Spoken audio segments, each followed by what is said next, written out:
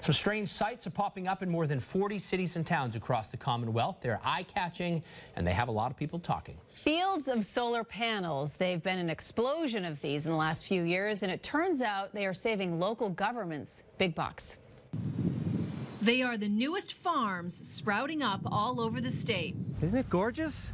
It's incredible. These funny-looking fields are solar farms, and they are becoming a major cash crop for cities and towns. It's a great reuse, and it's a real benefit for all communities. Here in Lowell, this farm is really raking it in. This one span of solar panels is already paying off big. Cities like Lowell are saving between $1 and $1.5 million a year. The commissioners of both the Department of Environmental Protection and the Department of Energy Resources explain how, at virtually no cost to the local governments, these fields of panels are harvesting energy and paying it forward to the towns. There's a third party that builds the system and in many cases owns the system and has an arrangement with the town where the electricity generated is then credited to different accounts. Right now in this sun, each one of these panels is producing electricity.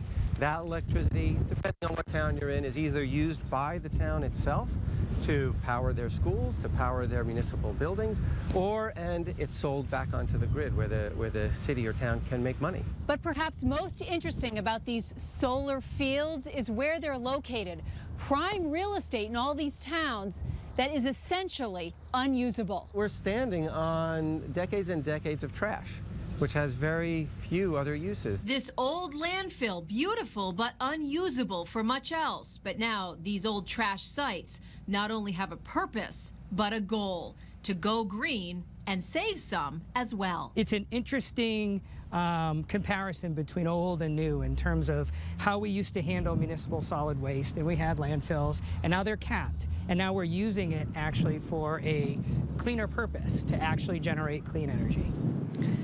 This all really began in 2008 after Governor Patrick signed the Green Communities Act. To get other cities and towns excited about the program, state officials are traveling this morning from one end of the state to the other, stopping at solar farms. They're starting at Chatham at 5 a.m. They're heading all the way to Pittsfield, and this is really exploding across the state. I noticed driving down 93, I think it was in Andover the other day, I saw one of these huge solar farms. They're eye-catching immediately because you don't normally see something like that. Especially on our old dumps, so it's pretty cool. Cool.